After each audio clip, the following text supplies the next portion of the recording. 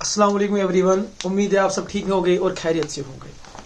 आज हम जिन 3 बातों की बात करने वाले हैं वो 3 बातें आपकी ज़िंदगी बदलने वाली हैं इंशाल्लाह। कौन सी ऐसी 3 बातें हैं जिससे आप एग्ज़ाम को क्लियर कर पाओ? 3 tricks to clear the exams in last 2 months। Last के 2 months में कैसे आप पढ़ाई करोगे तो आपका एग्जाम अच्छी तरीके से विद हाई मार्क्स आप क्लियर कर पाओ। ठीक है, तो मैं आप कर लेता हूं ट्रिक नंबर 1। जो ट्रिक नंबर 1, इससे पहले मैं आपको कुछ समझाना चाहता हूं। ठीक है, फिर से मैं बोल रहा हूं, जो ट्रिक फर्स्ट है इससे पहले एक बात समझाना चाहता हूं जिससे आपको क्लियर हो जाए पहले ट्रिक। कुछ बच्चे ऐसे होते हैं जो 12 months पढ़ते हैं, दूसरे किस्म के होते हैं वो 9 months पढ़ते हैं, मतलब थोड़ा बहुत खेल कूदते। और कुछ बच्चे ऐसे होते हैं वो जो 6 months यानी कि टर्म से स्टार्ट करते हैं पढ़ना, ज़्यादातर वो एवरेज होते हैं। और कुछ जो बच्चे होते हैं वो होते हैं जनाब वही 3 month वाले या वो 5वें डेढ़ शीट वाले। जो डेढ़ शीट कैटेगरी है उनसे और 3 months वालों से मैं एक बात कहना चाहता हूँ, भैया आप एग्जाम क्लियर करना चाहते हो ना तो इन 3 बातों का खास ख्याल रखना। ठीक है, कौन सी 3 बातें हैं? पहली, choose syllabus according to time. वक्त के हिसाब से सिलेबस चूज करना ये सबसे बड़ी और पहली ट्रिक है। ये समझाता हूं मैं कैसे, देखिए। हाँ, फिर से बताता हूं। जब आप सिलेबस चूज कर रहे हो तो आपको सिलेबस 100% चूज नहीं करना है। पहली बात, आप बोल रहे ये क्या बोल रहे हैं 100% चूज नहीं करते फिर कैसे क्लियर हो जाएंगे? मैं आपको समझाता हूं। आपके पास 1 महीना है, 2 महीने हैं, तो आप 1 महीने में या 2 महीने में 100% कैसे कर पाओगे? मैथ्स है, साइंस है, सोशल साइंस है, और इंग्लिश है, उर्दू है और हिंदी जो भी होगा। आप मुझे बताइए इन सब का 100% कैसे कर पाओगे? ठीक है, जो 3 महीने वाले बच्चे हैं उनको मैं कहना चाहता हूं कि 3 महीने के हिसाब से मुझे लगता है 3 महीने वालों को ओनली 60 to 70% सिलेबस लेना चाहिए।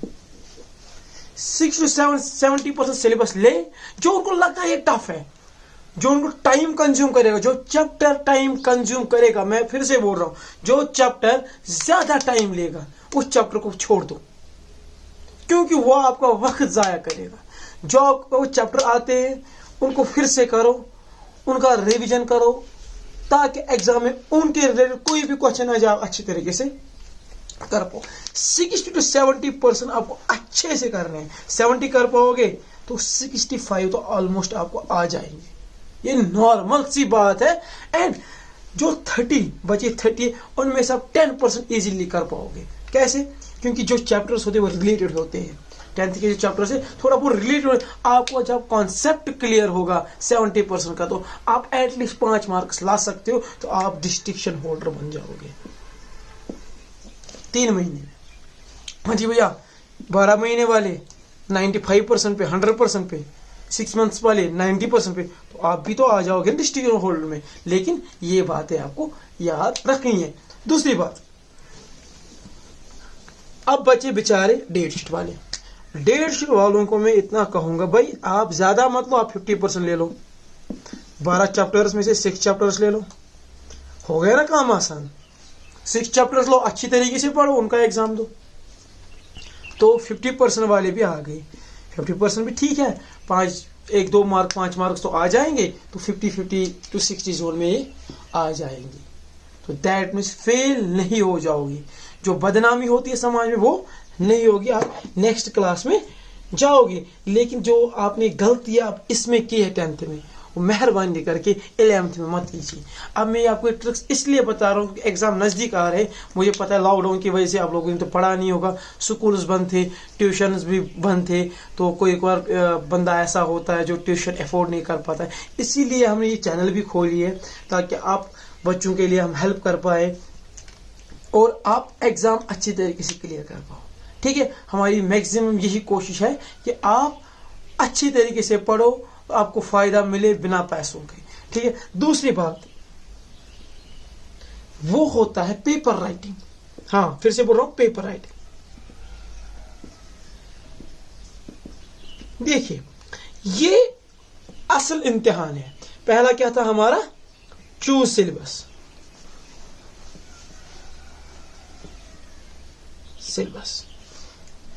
ये भैया ये ऐसा मसला है, आपने आंसर शीट लिया, अब फिल करने लगे, आपको क्वेश्चन आ गया, क्वेश्चन आपको आता ही नहीं है, अब क्या करोगे?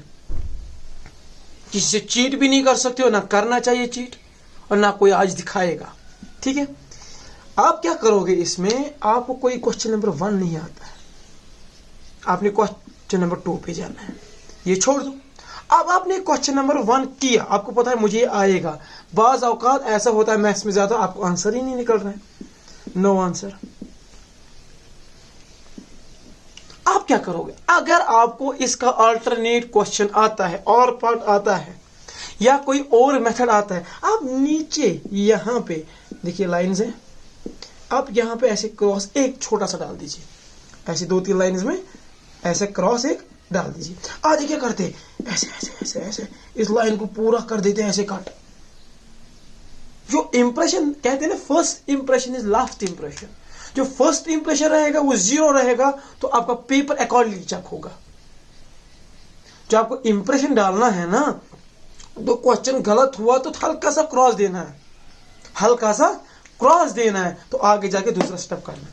अगर आपने दूसरा स्टेप नहीं आता है, दूसरा मेथड नहीं आता है, और अगर आपको जो और पार्ट है वो था ही नहीं या आपको आता ही नहीं, तो आप मेहरबानी करके क्रॉस ना दे, क्रॉस ना दे, आगे चलिए, ऐसे ही रख लीजिए। क्योंकि बाज का जो एग्जाम होता है वो देखता है इसने ट्राई की है तो 1-2 मार्क्स दे देता है, होता है ऐसा कभी। तो ये ट्रिक हमेशा आप याद रखना। जो तीसरी और आखिरी ट्रिक है,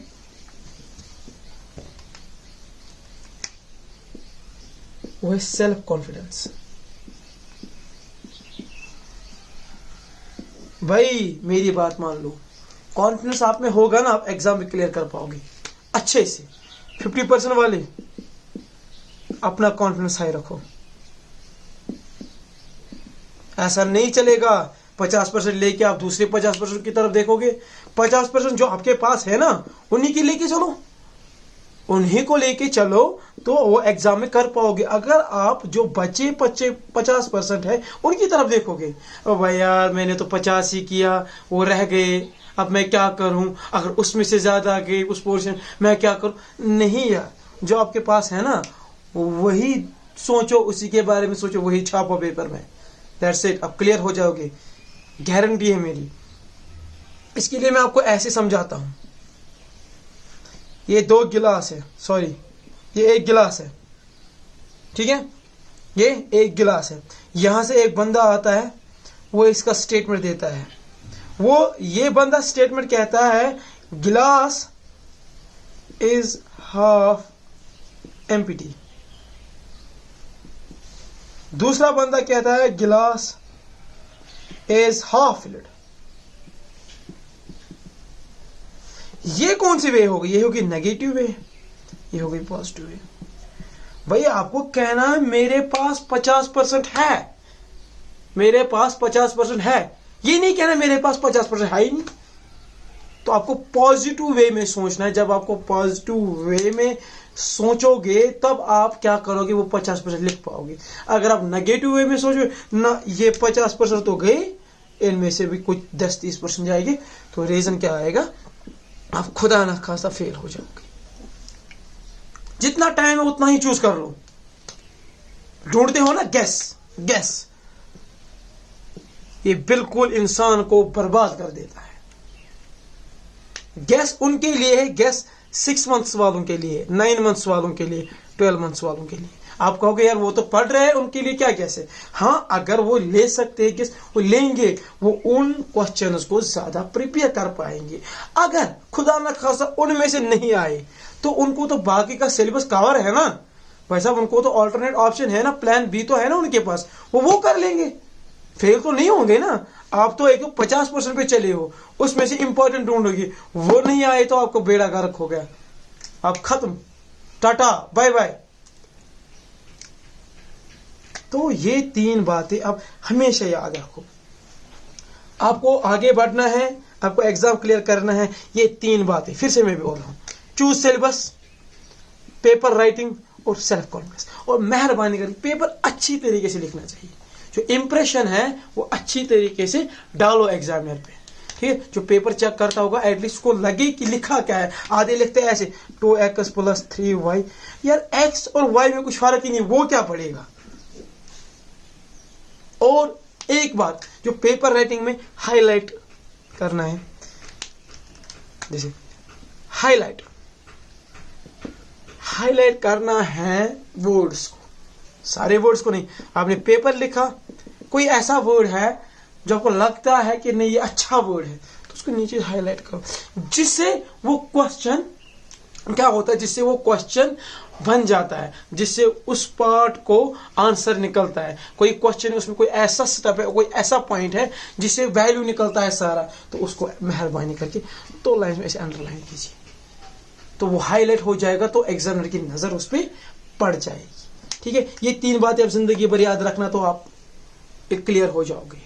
वरना अगर गैस के पीछे भागे, या 50% वाले बंदे गैस के पीछे, या 100% सिलेबस के पीछे भागे, भैया आपको तो टाटा बाय बाय होना ही होना है। आपको तो समाज में गर्दन झुका के रखनी है। फिर तो रिश्तेदारों का फोन आता है, हेलो बेटे ने क्या किया, तो गर्दन झुकानी पड़ती है माँ बाप को। फिर तो एग्जाम के टाइम वो रिश्तेदार भी फोन करते हैं जिन्होंने पूरे साल फोन नहीं किया होता है। उस बात को ध्यान में रख के आप प्लीज ये 3 बातें दिमाग में रख लो, आपका एग्जाम इंशाल्लाह क्लियर हो जाएगा। चलिए, अगर आपको वीडियो अच्छा लगे please like share and subscribe my channel. Allah Hafiz.